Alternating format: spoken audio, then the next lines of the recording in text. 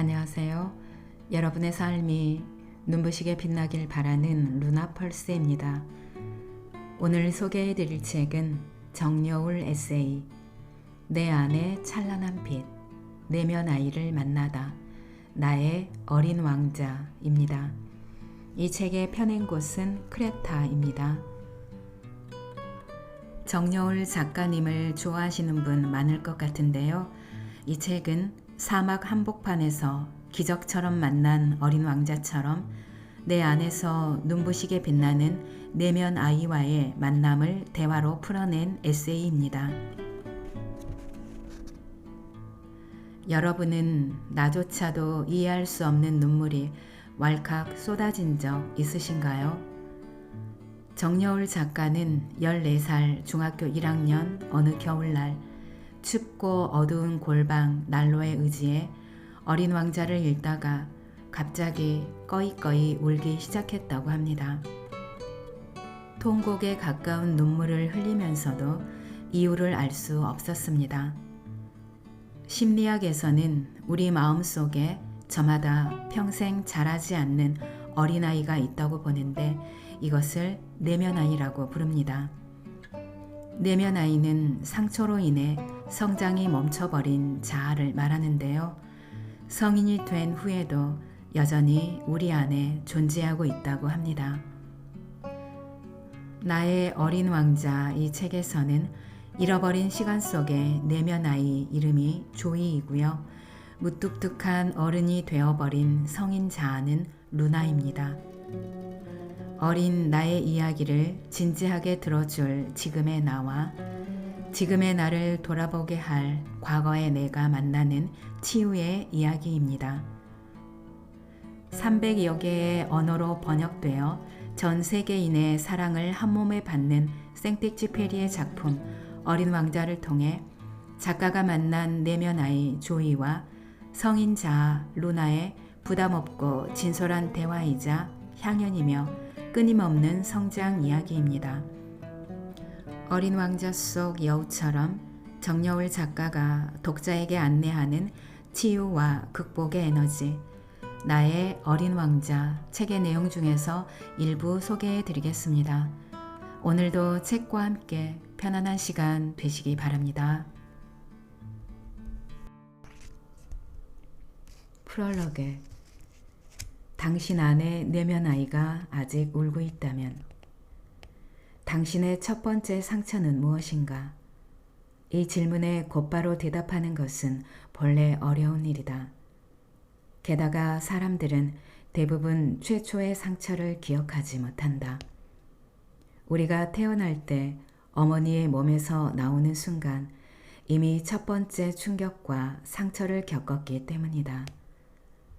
편안하던 어머니의 자궁 속에서 본인의 의사와 상관없이 쫓겨난 경험이야말로 인류의 원초적인 트라우마가 아닐까. 그런데 보통 심리학에서 말하는 내면 아이의 상처는 어린 시절 이루지 못했던 소망이나 주변으로부터 받은 스트레스나 충격을 가리킨다. 심리학에서는 우리 마음속에 저마다 평생 자라지 않는 어린아이가 있다고 보는데 이를 내면아이라 부른다. 심리학자 니콜 르페라는 내면아이를 이렇게 정의한다. 어린 시절에 부정되고 억제된 욕구와 감정뿐 아니라 창의성, 직관, 놀이 능력 같은 긍정적 힘 역시 내면아이라고.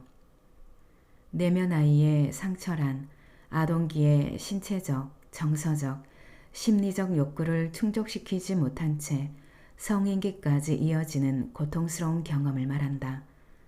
니콜 르페라는 내 안에 어린아이가 울고 있다 해서 내면아이의 7가지 유형을 보여준다. 첫째는 돌보미 유형이다. 돌보미 유형은 공의존, 즉 자신의 정서적 욕구나 자존감을 상대방에게서 찾으려는 성향을 보인다. 사랑받는 유일한 방법은 자신의 욕구를 무시하고 타인의 요구를 만족시켜 주는 것이라 믿는다. 둘째, 과잉 성취 유형은 필사적으로 성공과 성취를 통해 타인에게 인정받으려고 한다. 낮은 자존감을 숨기기 위해 어떻게든 타인의 검증을 받으려 하며 사랑받는 유일한 방법은 성공뿐이라 믿는다.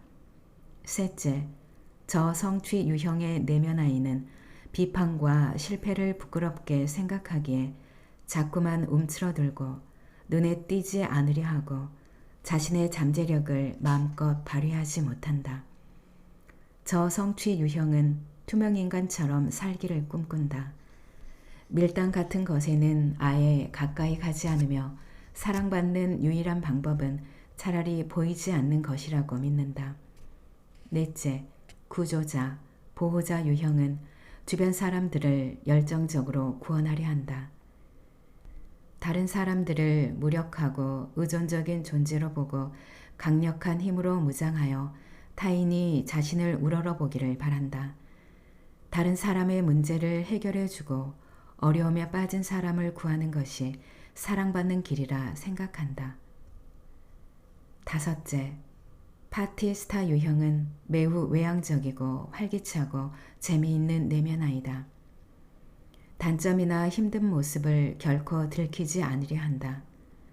파티스타 유형의 내면아이는 행복한 척하고 주변 사람들을 행복하게 해줌으로써 사랑받기를 원한다. 여섯째, 예스맨 유형의 내면아이는 자기 희생을 추구하여 인정받으려 한다. 어떤 상황에서도 이타적이고 착한 모습을 보이려 하고 자기 희생만이 사랑받는 방법이라고 생각한다. 일곱째, 영웅 숭배 유형은 끊임없이 자신을 이끌어줄 지도자를 필요로 한다. 완벽주의를 추구하는 부모 밑에서 자랐을 가능성이 크고 실수를 두려워하며 자신의 욕구를 부정하고 영웅적인 인물을 롤 모델로 삼아 그를 성공적으로 모방해야 사랑받을 수 있다고 믿는다. 나는 이 7가지 내면아이의 특징이 나에게 모두 존재하고 있음에 놀랐다. 나는 때로는 예스맨이었고 때로는 영웅 숭배자였으며 때로는 파티스타처럼 남들을 즐겁게 해주고 싶었다. 하지만 늘 외롭고 버림받고 상처 입은 느낌에서 벗어나지 못했다. 이제야 내면아이의 상처 입은 모습을 있는 그대로 인정하기 시작하자 비로소 변화가 시작되었다. 내면아이가 고통받는 것은 결코 수치스러운 일이 아니며 심장 박동처럼 자연스러운 일임을 깨닫게 되었다. 당신 안의 내면아이는 지금 성인이 된 당신의 보살핌과 구조를 기다리고 있다. 어린 시절의 상처를 외면한다면 우리는 끊임없이 과거로부터 도망만 칠 뿐 진정으로 치유와 성숙을 경험할 수 없다. 나는 내면아이의 상처와 용감히 대면하기 위해 내면아이와의 대화를 담은 노트를 하나 만들었다. 내 슬픈 내면아이야, 잘 있니? 우선 이렇게 내면아이의 안부를 물어보자. 오랫동안 당신이 말을 걸어주기를 기다리고 있었던 내면아이는 그토록 오랫동안 꼭꼭 숨겨둔 이야기를 당신이 들어주는 것만으로도 반가워하고 기뻐하며 마침내 진정한 성숙과 치유의 단계로 나아갈 것이다.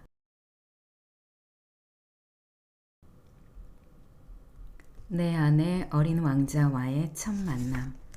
루나와 조이, 첫 번째 만남. 분명 내가 흘린 눈물인데 나조차도 이해할 수 없는 눈물이 있다. 14살, 중학교 1학년 어느 겨울날, 나는 춥고 어두운 골방 안에 난로를 켜놓고 그 불빛에 의지해 어린 왕자를 읽다가 갑자기 꺼이꺼이 울기 시작했다. 14살 아이가 무에 그리 서러운 일이 많았는지 거의 통곡에 가까운 울음을 오래오래 토해냈다. 내 안에 그토록 많은 눈물이 고여있는지 그날 처음 알았다. 하지만 오랫동안 그 눈물의 의미를 이해할 수 없었다. 그저 나의 사랑스러운 어린 왕자가 영원히 지구를 떠나는 장면이 너무 슬퍼서였을 거라고 짐작했지만 그런 설명만으로는 턱없이 부족한 느낌이었다. 이루 말할 수 없이 슬펐지만 그 이유를 도저히 설명할 수 없었다. 오랜 시간 내 안에 알 수 없는 눈물은 뚜렷이 해명되지 못한 채 내 안에 미스터리로 남아있었다. 어른이 되어 심리학을 공부하면서 내면아이라는 개념을 알게 되었다. 내면아이는 내게 충격적인 개념이었다. 내 안에 영원히 어른이 되기 싫어하는 또 하나의 아이가 있다는 것. 육체적으로는 어른이 되었지만 여전히 자라지 않는 부분이 바로 내면아이라는 것을 알게 되었다. 심지어 이제는 나를 지킬 수 있게 된 성인 자아가 내면아이에게 말을 걸어 대화를 할 수도 있다는 사실을 깨닫자 나는 묘한 양가 감정에 사로잡혔다. 반감과 쾌감이 동시에 밀려왔다. 이성의 언어, 어른의 언어로는 이렇게 질문했다. 성인 자아가 내면 아이에게 말을 걸다니 너무 과한 것 아닌가? 유치한 것 아닌가? 성인 자아는 이 세상에 힘겹게 적응하며 사느라 바빠 죽겠는데 무슨 내면 아이와 대화를 한단 말인가? 그런데 내 안의 내면 아이는 미친 듯이 기뻐했다. 내면 아이는 성인 자아에게 이렇게 말을 걸었다. 넌 한 번도 나에게 말을 걸어주지 않았지. 넌 어른이 되어 바삐 살아가느라 하루하루 힘들었겠지. 하지만 난 네가 쳐놓은 마음의 쇠창살 속에 갇혀서 항상 너에게 구조 신호를 보내고 있었어. 오랫동안 누군가 자신을 구해주기를 간절히 기다려온 램프의 요정 지니처럼 마치 너무 오래 기다렸다는 듯이 사막의 불시착한 조종사에게 대뜸 양을 그려달라는 어린 왕자처럼 이제야 너와 이야기할 수 있게 되어서 기뻐. 난 할 말이 너무 많은데 아무도 내 이야기를 들어주지 않았거든. 내 안의 내면 아이의 첫 번째 외침이었다. 난 그 아이가 그렇게 청산유수처럼 자신의 이야기를 술술 풀어낼 줄은 몰랐다. 한 번도 이름 붙여준 적 없는 내 안의 또 다른 나였다. 아주 무뚝뚝하고 지극히 현실적인 내 안의 성인 자아는 처음으로 얼떨결에 인사를 했다. 그래, 너구나. 네가 거기 있었구나. 난 네가 아직도 거기 있는지 몰랐어. 난 이제 너무 세상에 찌든 어른이 되어서 미처 널 생각할 겨를이 없었어. 미안하구나. 네가 영원히 사라진 줄로만 알았어. 잘 있었니? 난 어처구니 없는 표정으로 내 안의 내면 아이에게 인사했다. 그랬더니 그 아이는 말했다. 네가 잘 있지 못한데 내가 어떻게 잘 있겠니? 너와 난 원래 하나였으니까 우선 나에게 이름을 붙여줘. 내면 아이 같은 어려운 단어 말고 그냥 예쁜 이름을 지어서 붙여줘. 내가 한 번도 되어본 적 없는 그런 눈부시게 빛나는 존재라니. 이 되바라진 내면 아이의 거침없는 요구에 나는 화들짝 놀랐지만 그 말이 맞았다.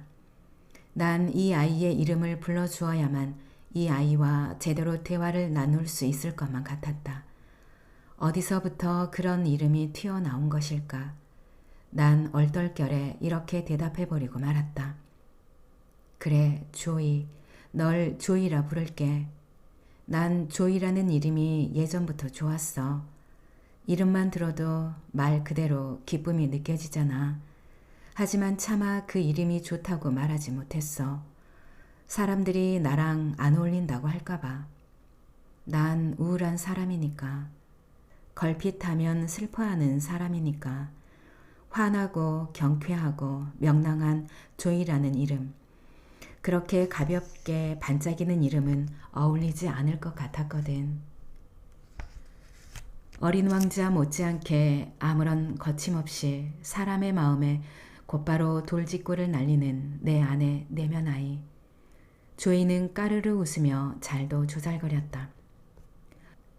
조이, 그 이름 참 좋다. 나도 너에게 기쁨이고 싶어. 하지만 나도 너에게 이름을 불러줘야 우리 둘이 편안하게 이야기를 나눌 수 있지 않을까? 넌 항상 슬프다며. 그럼 넌 밤의 사람인 거야? 밤의 사람, 달밤의 사람, 달밤에 어울리는 사람. 그럼 네 이름은 루나로 하자. 루나. 어디 한번 너의 소원을 말해봐. 루나. 달밤에 어울리는 사람이라니 완전 마음에 드는데 예전에는 제발 이 무서운 세상에서 어떻게든 살아남게 해달라고 빌었어. 그리고 한때는 깊이 사랑했지만 이제는 만날 수 없는 사람들이 부디 잘 지내기를 빌었어. 하지만 지금은 그렇게 너무 어려운 소원 말고 너의 이야기를 무진장 솔직하게 쉼없이 들려달라고 빌어볼래. 조이, 너의 이야기를 그냥 마음껏 들려줘. 조이, 입이 아플 때까지 한번 신나게 떠들어봐. 그거야 내가 간절히 원하던 바지. 사실 지금은 그렇게 평생 무뚝뚝했던 루나. 네가 나에게 말을 걸어준 것만으로도 기뻐. 난 이제 너에게 자꾸만 부탁을 할 거야. 양 한 마리만 그려달라고. 내 별에 두고 온 나만의 새침하고 아름다운 장미 이야기를 들어달라고. 내 소중한 친구 여우를 잃어버린 이야기도. 네가 그렇게 좋아했지만 이제는 까맣게 잊어버린 어린 왕자처럼. 내 아내 내면 아이의 서글픈 고백에 가슴이 저려왔다. 나에게도 나만의 어린 왕자가 있었던 것이다. 내가 한때는 너무나 사랑했던 이야기 속의 어린 왕자, 그 이야기가 도저히 머나먼 나라 프랑스의 비행기 조종사가 쓴 것이라고는 믿을 수 없을 정도로 그냥 완전히 내 이야기 같았던 그 시절의 나를 영원히 잃어버렸다는 것을. 그제야 내가 미처 다 흘리지 못했던 내면 아이의 눈물을 어렴풋이 이해하기 시작했다. 14살의 겨울밤. 일부러 형광등이나 스탠드를 켜지 않고 빨간 난로불에 의지해 바닥에 웅크린 채 어린 왕자를 읽었던 내 아내 내면 아이. 나는 그 아이를 영원히 잃어버릴까봐 그토록 서럽게 울었던 것이다. 입시 지옥의 광풍에 휘말려 온갖 입학과 면접과 취업의 스트레스에 찌들어 사람을 사랑하고 헤어지고 아파하는 그 모든 파란만장한 삶의 이야기에 휩쓸려 나는 내 안의 어린 왕자를 잃어버렸다. 나는 그제야 깨달았다. 난로 불빛에 의지해 고요히 나만의 어린 왕자를 어여삐 쓰다듬던 14살의 나를 간절히 되찾고 싶다는 것을. 그 후로 나는 가끔 내 안의 내면 아이를 불러 안부를 묻곤 했다.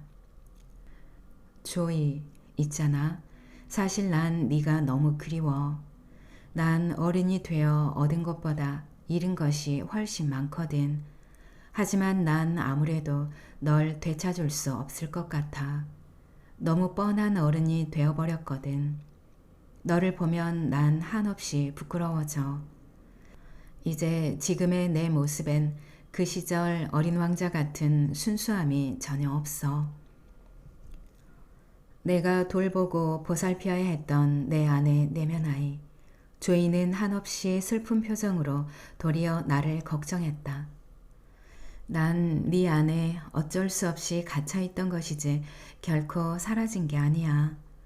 난 항상 너를 향해 힘찬 응원을 보내고 있었는걸. 네가 아무리 대단한 일을 해내도 어른들만 할 수 있는 멋진 일들을 해내도 네 안의 어린아이는 죽지 않아. 어린 왕자가 지구를 떠났지만 사하라 사막의 어느 모래 언덕 위에서 반짝이는 별로 여전히 살아있는 것처럼. 그 순간 나는 내면 아이가 뭔가 모자란, 덜 자란, 가르침이 필요한 아이가 아니라는 것을 깨달았다. 내면 아이는 내가 언젠가는 되찾아야 할 내 안의 소중한 잠재력이며 어린 왕자처럼 해맑고 여리면서도 당차고 사랑스러운 내 안의 가장 환한 빛이었다. 이제야 그 이해할 수 없던 눈물의 의미를 조금씩 이해하기 시작한 것 같았다. 나는 그때 막 어른이 되려 기지개를 펴고 있었다.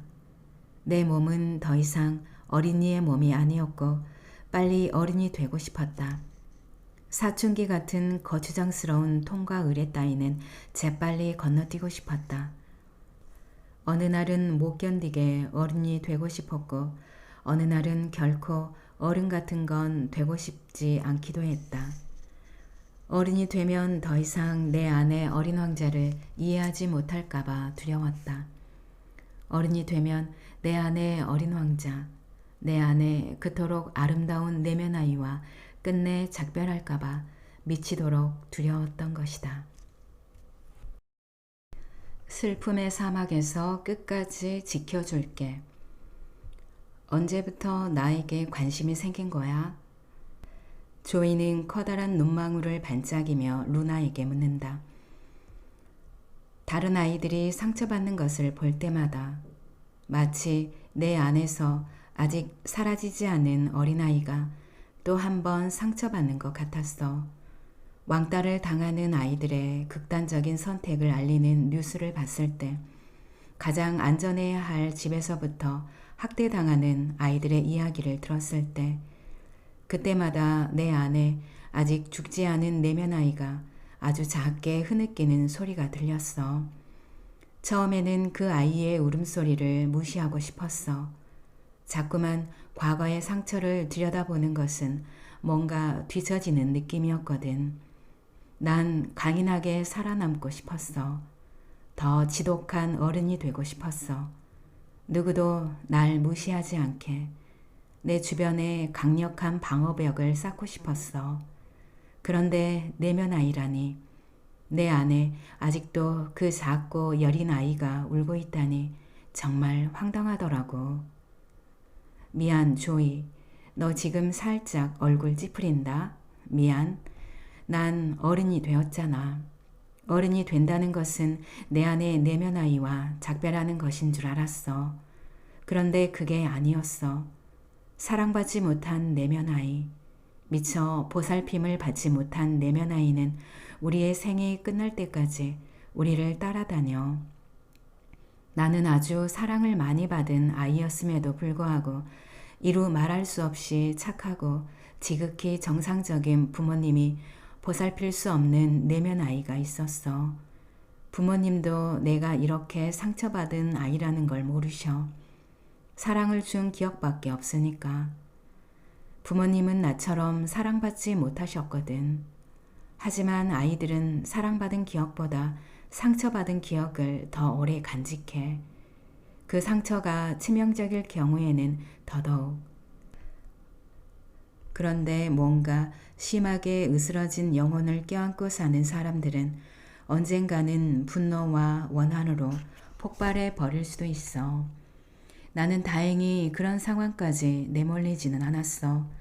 그 전에 너와 이렇게 이야기를 나누기 시작했거든. 미처 충만하게 사랑받지 못한 우리 안의 내면 아이, 나의 어린 왕자, 나의 조이를 보살피기 시작하자 내 삶이 바뀌었어. 마치 지하 감옥에 수십 년간 갇혀있던 내 안의 어린 왕자가 처음으로 빛을 보기 시작한 것 같았어. 처음에는 성인 자아와 내면 아이의 만남이 너무 어색하고 고통스러워 어쩔 줄 몰랐지만 점점 더 우리가 마음을 열고 대화를 나눌수록 나는 내 안의 슬픔과 화해하기 시작했어. 너의 깊은 슬픔에 귀 기울일 때마다 나는 더 다정해지고 사려 깊고 그러면서도 밝아지는 느낌이야. 마치 내가 우물처럼 좁고 답답한 곳에 갇혀있는 사람이었다가 내 안의 상처를 단단히 동여맨 봉인이 풀리자 내가 비로소 아무도 찾아와 주지 않는 버려진 우물이 아니라 거대한 바다였다는 사실을 깨닫게 된 기분이야. 이제는 예전처럼 그 상처가 아프기만 하지는 않아. 아프면서도 그 상처가 나의 소중한 일부임을 알겠어. 조이, 너의 상처로 인해 나는 세상의 부조리에 눈을 뜨고 너의 눈물로 인해 내 안에 아직 다스려지지 않는 슬픔을 깨닫게 되었으니까.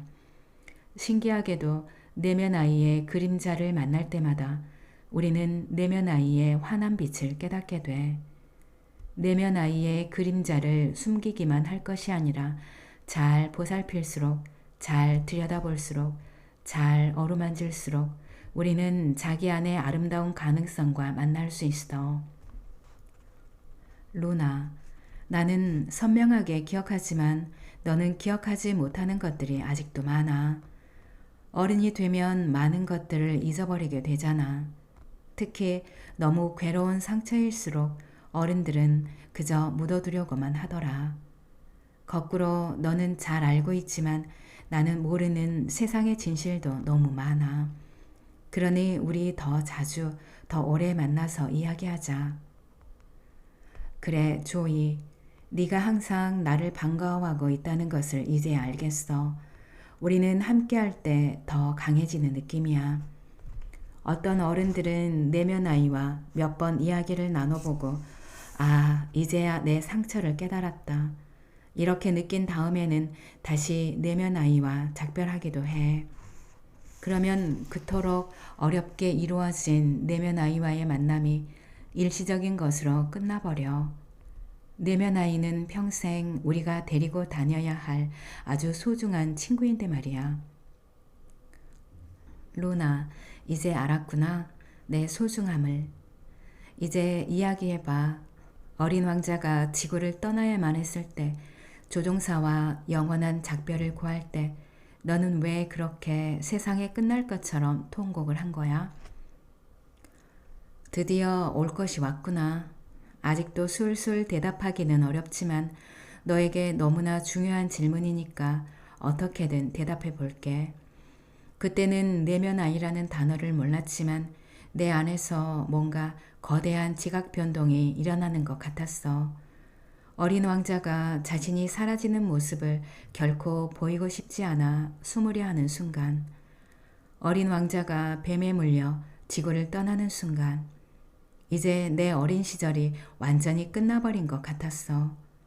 어른이 되는 게 너무 두려워서. 사실은 그때쯤에 나는 사람들에게 너무 상처받고 오해받고 사랑받지 못해서 그냥 공부만 열심히 하기로 결심했거든. 공부를 열심히 해서 좋은 대학에 들어가면 아무도 날 무시하거나 함부로 하지 못할 것 같았어. 바보 같은 생각이지. 하지만 그때 나는 너무 외롭고 상처 입은 한 마리 새였어. 아직 다 자라지도 못했는데 날개를 꺾인 어린 새처럼. 나의 날개를 영원히 잃어버린 것처럼 아프고 두려웠어. 속내를 털어놓을 친구도 없고 친구라고 믿었던 아이는 내 뒤에서 나를 욕하고 어른들은 내 성적만 중요하게 여겼으니까. 내 주변에는 무서운 어른, 힘들어 보이는 어른, 불쌍한 어른, 재미없는 어른들이 가득한데 나도 그들처럼 행복하지 못한 어른이 될까봐 두려웠어. 하지만 그런 어른들에게 상처받지 못하는 것도 두려웠지. 하지만 내가 그토록 사랑했던 어린 왕자가 영원히 지구를 떠나는 모습을 보면서 이제는 어릴 때처럼 너무나 해맑고 투명한 시선으로 세상을 바라보지 못하는 내가 어른들의 경쟁과 성공에 대한 갈망의 씨앗이 내 심장에 자리를 잡기 시작했다는 것을 깨달았어. 나도 모르게 어딘가 세속적인 때가 묻어버린 내가 너무 밉고 싫었어. 하지만 살아남기 위해, 어른들에게 버림받지 않기 위해, 칭찬받고 사랑받기 위해 나는 그들이 원하는 존재가 되어야만 할 것 같았지. 공부를 열심히 하고 어른들 말을 잘 듣는 착한 모범생 연기를 하고 있었던 거야. 그런 내가 참 싫었어. 하지만 내 안에 희미하게 남아있는 어린 왕자의 마지막 흔적에 내 안에 내면 아이 조이, 너의 안타까운 손길이 나를 붙들었던 거야. 제발 나를 버리지 말아달라고. 제발 나를 영원히 떠나지 말아달라고. 어쩌면 그래서 나는 그토록 세상이 끝날 것처럼 울고 또 울었던 것이 아닐까. 나는 어른들의 세계, 속물들이 승리하는 세계, 권력과 자본만이 추구하며 주변의 약하고 여린 모든 존재들을 짓밟아버리는 그들의 세계에 이미 감염되어 버렸는데 너만은, 조이 너만은 아직 감염되지 않았으니까. 세상의 더러움에 물들지 않았으니까. 어린 왕자가 떠나는 것이 마치 내 안의 내면 아이 조이, 네가 영원히 내 곁에서 사라지는 것처럼 두려웠던 것 같아. 그때는 너의 손길을 야멸치게 뿌리치는 것이 멋진 어린이 되는 길인 줄 알았나 봐. 동시에 내 마음 깊은 곳에서는 그런 내가 얼마나 어리석은지, 그런 내가 얼마나 세속적인 기준에 물들어 있는지 알고 있었던 것 같아. 그래서 그렇게 울었던 것이 아닐까. 다시는 조이, 내 안에 어린 왕자인 너를 만나지 못할까봐 너무 두려워서. 가엾은 루나, 넌 그렇게 세상의 더러움에 쉽게 감염되고 물들어 버리는 그런 사람이 아니야. 넌 항상 아이들의 환상 속 세계를 이해했잖아. 피터팬과 웬디는 물론 온갖 어린 시절의 이야기들 속에서 넌 항상 너만의 네버랜드를, 어린 왕자와 조종사가 마지막으로 헤어진 그 아름다운 사막의 모래 언덕을 잊지 않으려 발버둥을 쳤잖아. 네가 아름다운 시와 소설을 읽을 때마다 나는 귀를 쫑긋하고 너의 낭독 소리를 듣곤 했어. 그거 알아? 어른들이 아름다운 문학 작품을 읽을 때마다, 어린 시절의 동화를 다시 한번 열심히 읽을 때마다 어른들 속의 내면 아이는 좋아서 팔짝팔짝 뛰어. 어른들이 갑자기 내가 왜 이러지? 하고 갸우뚱하면서 때 아닌 어린 시절 동화책 페이지를 넘길 때마다 내면 아이는 미친 듯이 설레고 두근거려. 어른들이 내면 아이에게 다가오는 가장 어여쁜 발자국 소리야. 동화책 페이지를 다시 넘기는 소리가 어린아이들의 미소를 뿌듯하게 바라볼 때도 이제는 아무 상관없는데 왜 어린 시절의 동화책들이 그리워지는 걸까?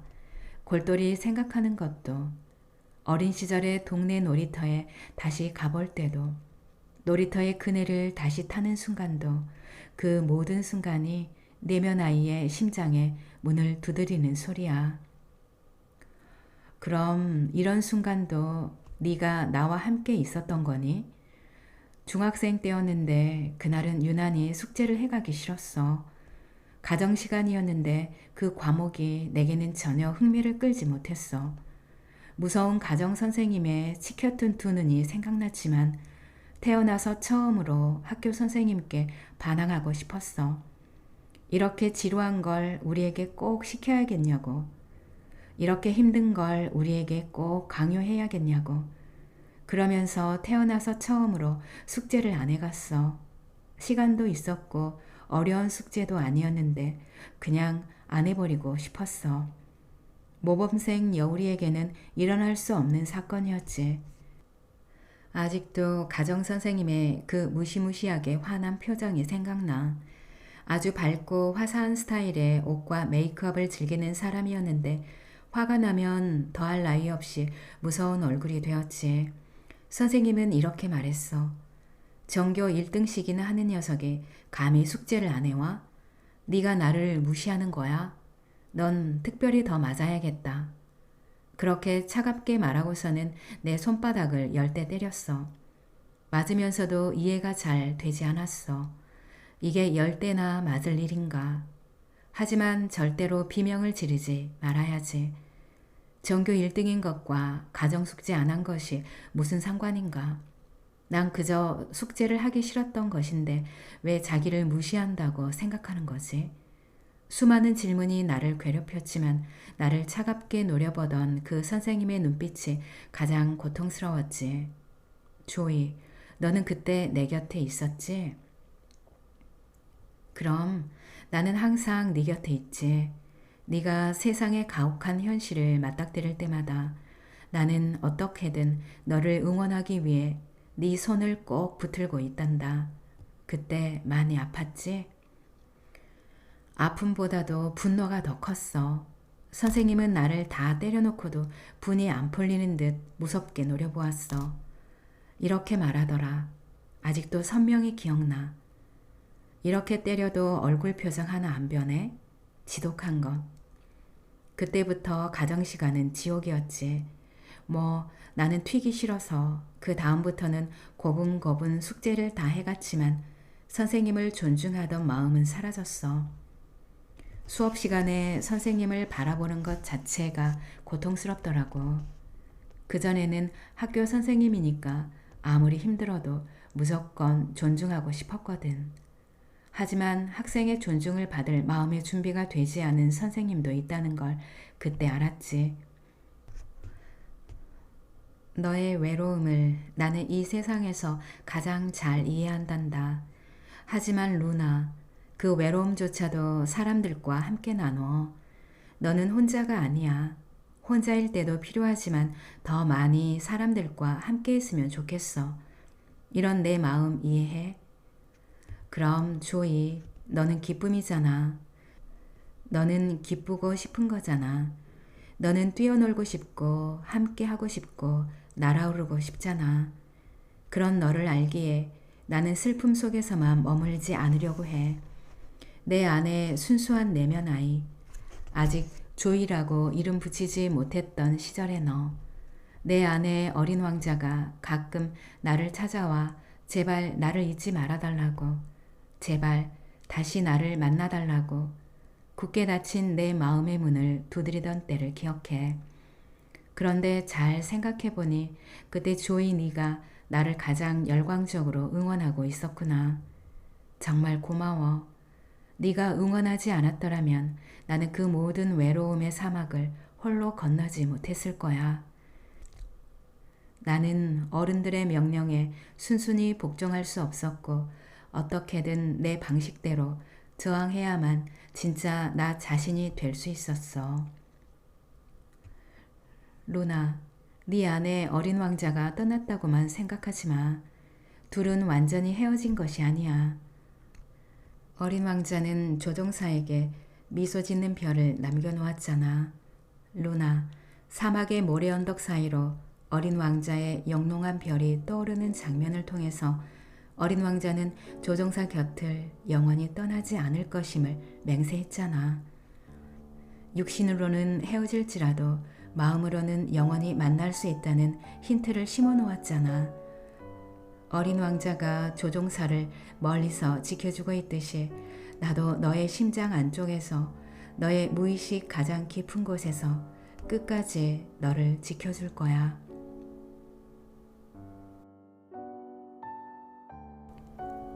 오늘 영상은 여기까지입니다.